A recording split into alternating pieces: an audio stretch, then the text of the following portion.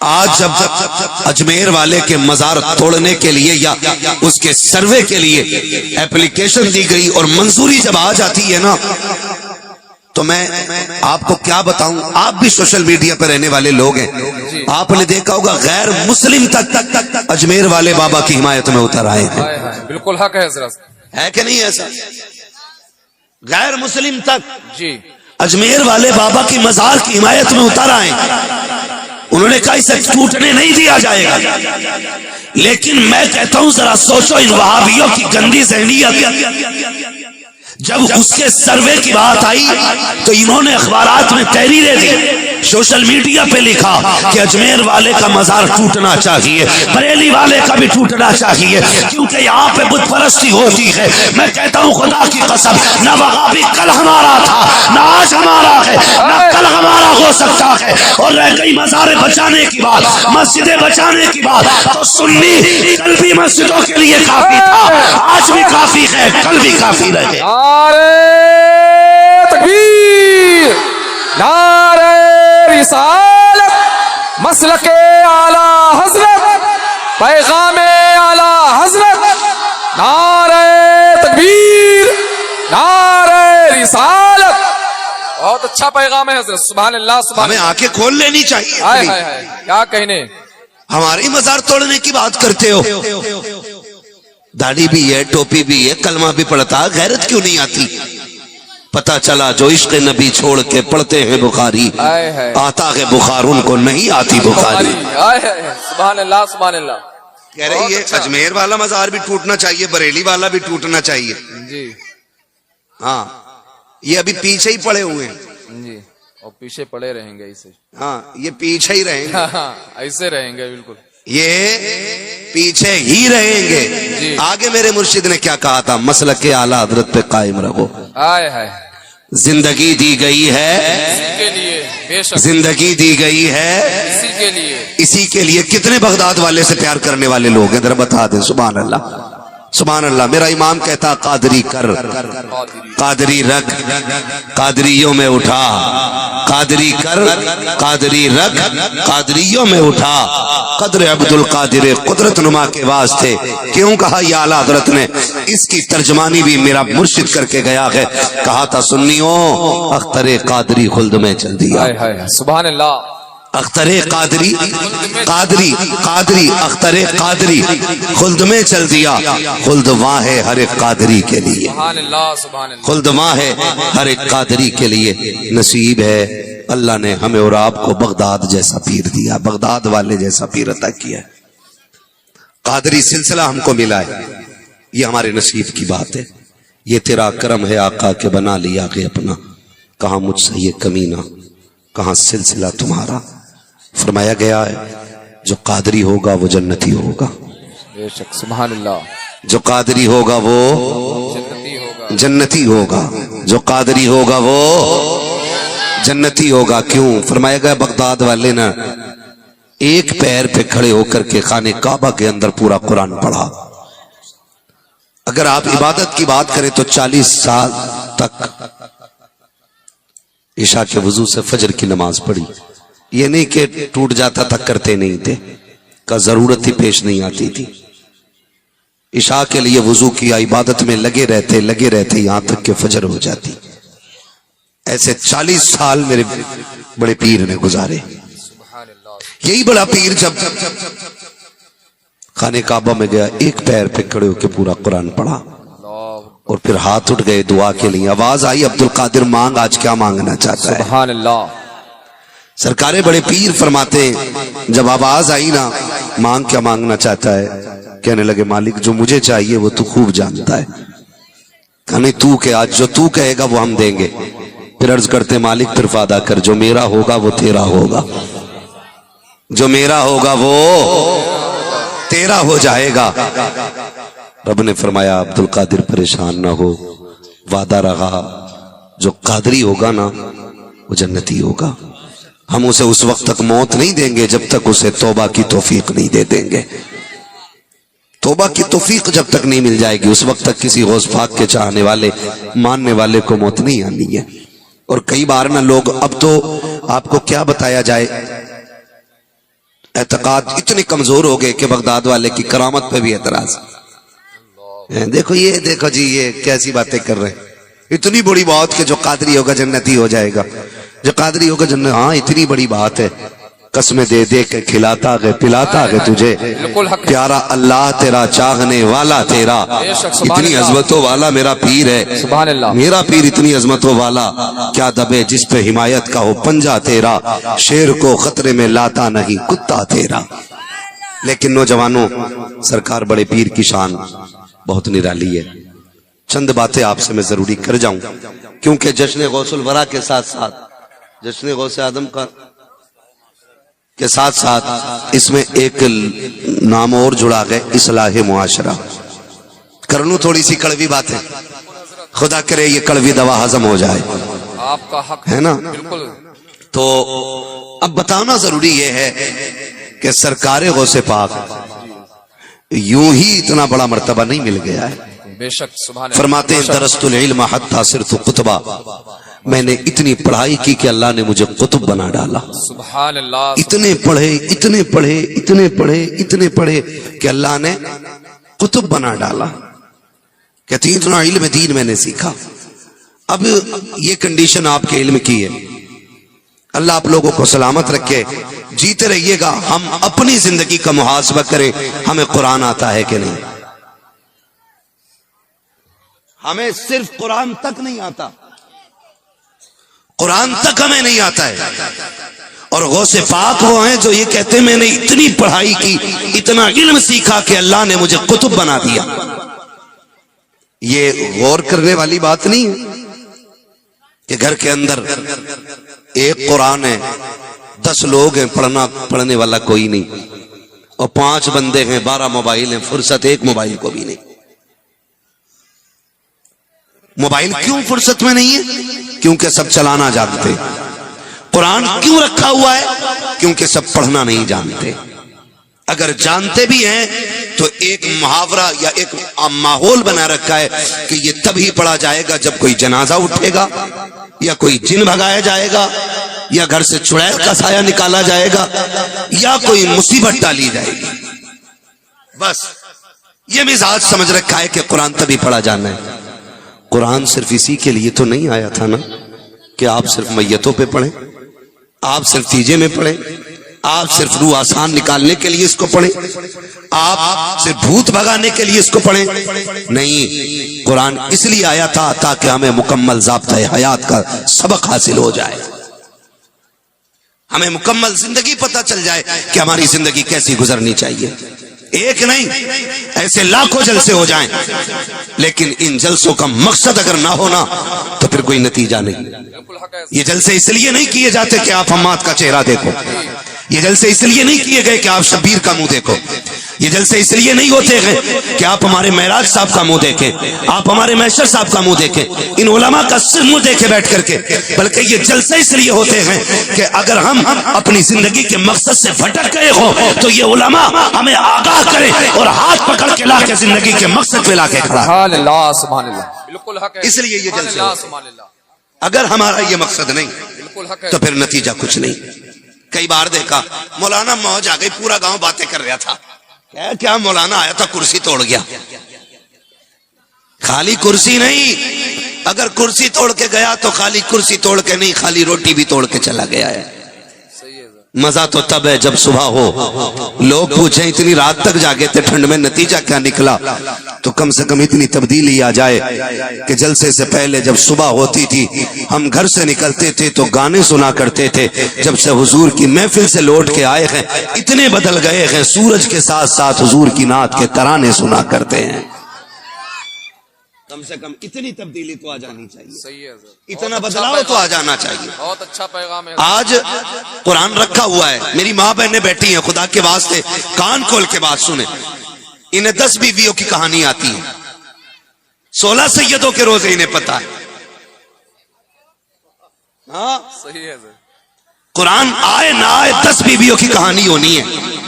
اور پتہ نہیں کس گیانی نے یہ تحریر لکھی ہے کہ جو اس کو اپنے گھر پڑھوا لے گا اللہ اس کی ساری ضرورتیں پوری کر دے گا.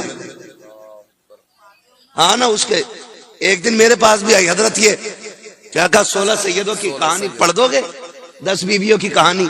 میں نے کہا مجھ سے ایک خاتون جنت کی کہانی سن، اگر اسی پہ عمل ہو گیا خدا کی قسم دنیا بھی کامیاب ہو جائے گی، آخرت بھی کامیاب ہو جائے گی، ہے نا؟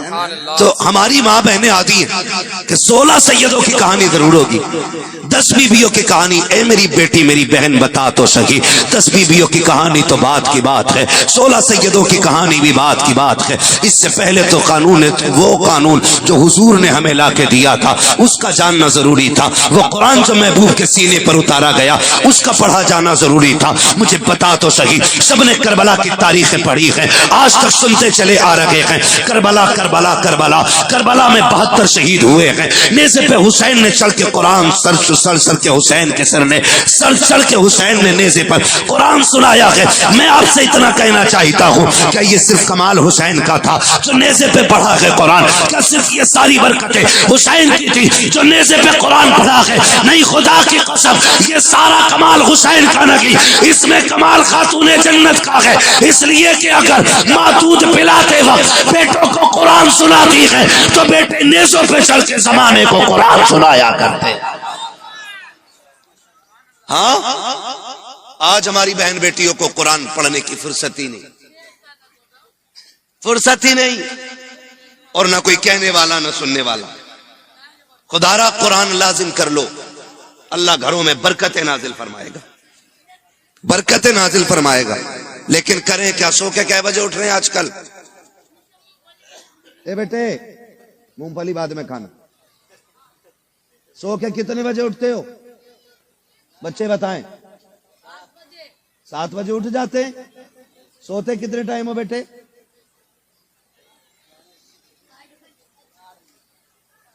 میرا کہنے کا مطلب یہ ہے کہ جلدی سویا کرو اور جلدی اٹھا کرو، عشاء پڑھ کے سو جاؤ، اٹھ کے فجر پڑھ لیا کرو، پھر دیکھو اللہ کتنی برکت دیتا ہے، اللہ کتنی برکت دیتا ہے۔ یہ حساب نہیں لگایا میں نے، آج نہ 10 بجے تک دروازے نہیں کھلتے مسلمانوں کے، 10 بجے تک، 10 بجے اٹھیں تب جب سوئیں جلدی۔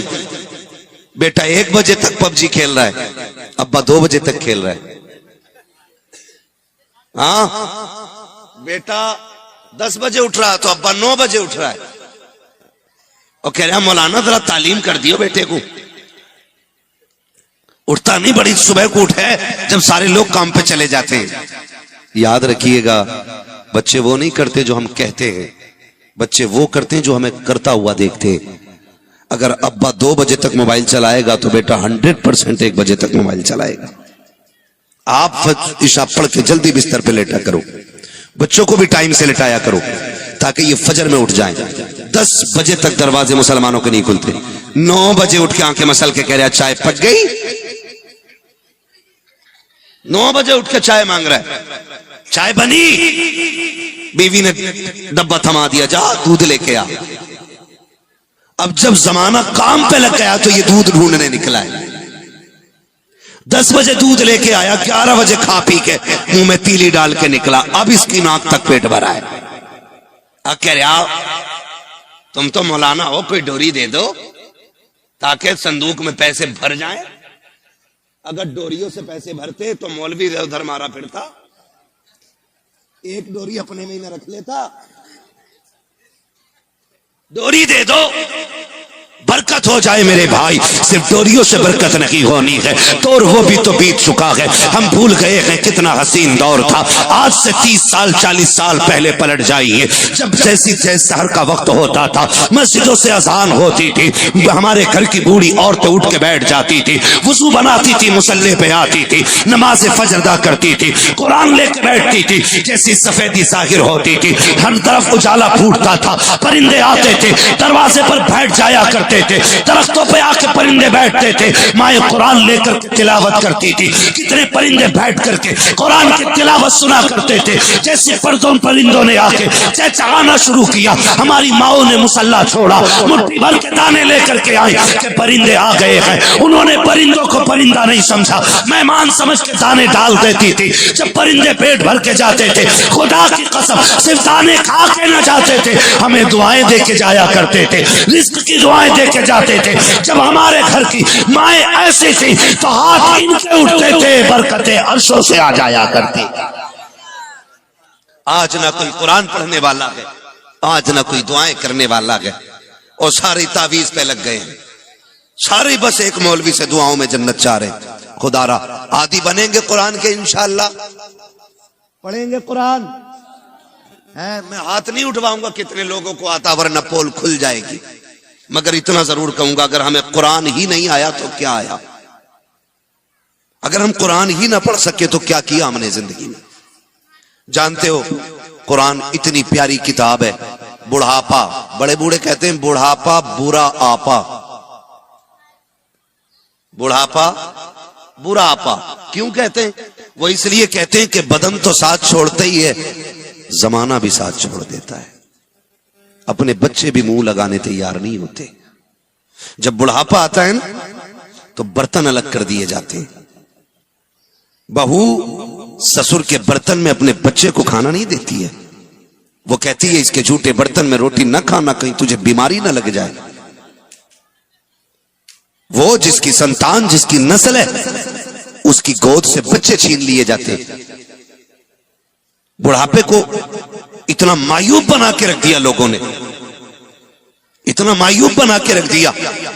کئی بوڑھوں کو میں نے روتے دیکھا ہے, کہا اپنے ہی بچوں کو کھلا نہیں سکتے. بہو ایسی آئی ہے کہ بچے چھین کے لے جاتی ہے, بیمار نہ کر دینا. میں نوجوانوں تم سے ایک بات کہوں, اپنے گھر کے بڑے بوڑھے کی قدر کرنا, اپنے گھر کے بڑے بوڑھے کی قدر کرنا. خدا کرے سب پہ بڑھاپا آئے, سب لمبی عمر پائیں, لمبی عمر پائیں. کئی بار کہتے ہیں نا جی مولانا دعا کرو اللہ بڑھاپے سے پہلے ہی اٹھا لے.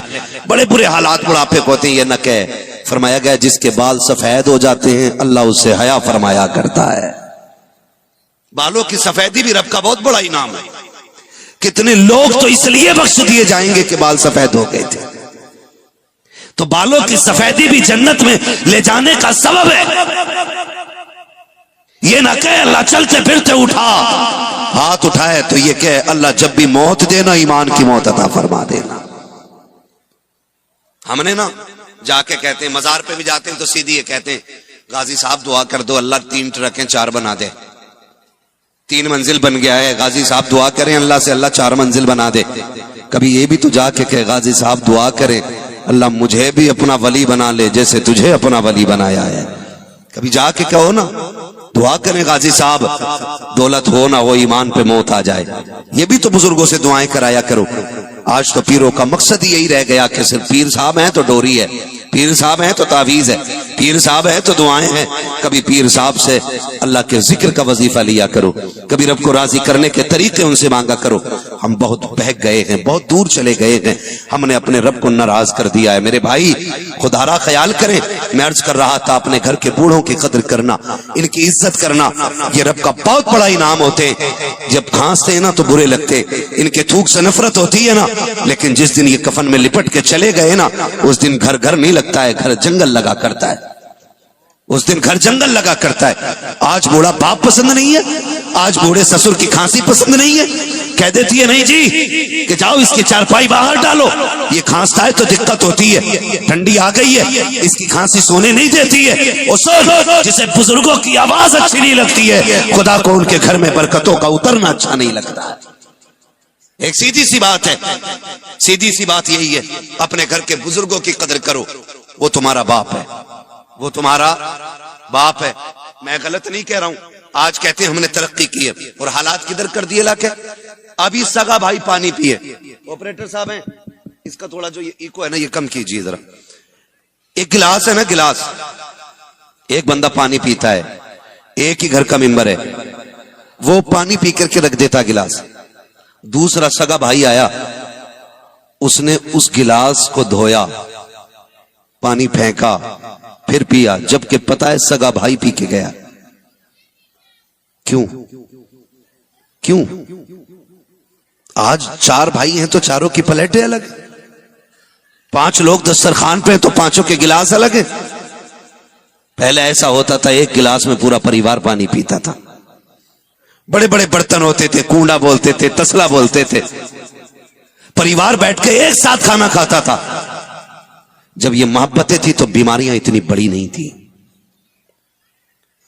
اتنی بڑی بیماریاں نہیں تھی. گلاس اس لیے الگ کر دیے گئے. بھائی اس کا ایکو کم کرنے میں نے آپ سے کہا، آواز کم کرنے نہیں، ریپیٹ تھوڑا کم کر دیجئے اگر ہیں آپریٹر صاحب. تو میں آپ سے یہ بات عرض کر رہا ہوں کہ گلاس اس لیے الگ کیے گئے، گلاس اس لیے الگ کیے گئے تاکہ میرے جوتے سے اسے بیماری نہ ہو اور اس کے جوتے سے مجھے بیماری نہ ہو. ہم نے یہ سوچ کر کے برتن الگ کر دیے کہ بیماری نہ ہو. اور ہمارا نبی کیا کہتا؟ سور المومن شفاؤن. جس جوتے برتن کو تمہیں نفرت ہو گئی ہے نا، اس برتن میں اللہ نے شفا رکھی ہوئی ہے. مومن کے جوتے میں اللہ نے شفا رکھی ہے. تو ہمیں تو بجائے اس کے کہ جوتے میں پینا تھا، ہم نے برتن الگ کر دیے، برتن الگ کر دیے.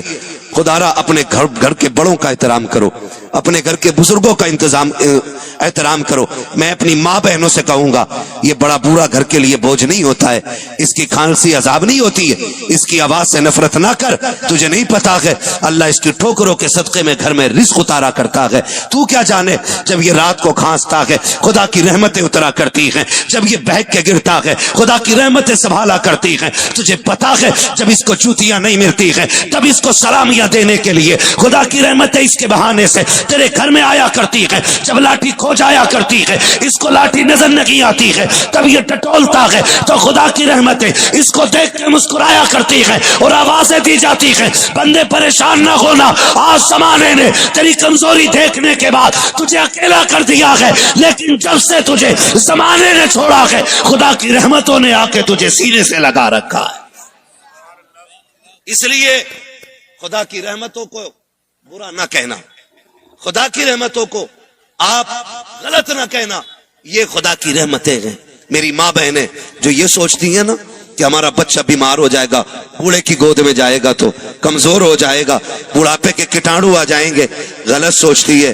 یاد رکھیے گا، مدرسے میں اسکول میں صرف علم ملتا ہے، تجربہ نہیں ملتا ہے.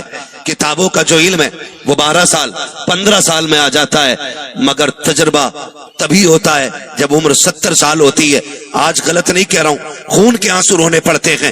ایک جگہ گیا سلطان پور، بات یہ کہنے کی ہے مگر سنے ذرا، اللہ کرے اس کا لوگ صحیح مطلب لیں.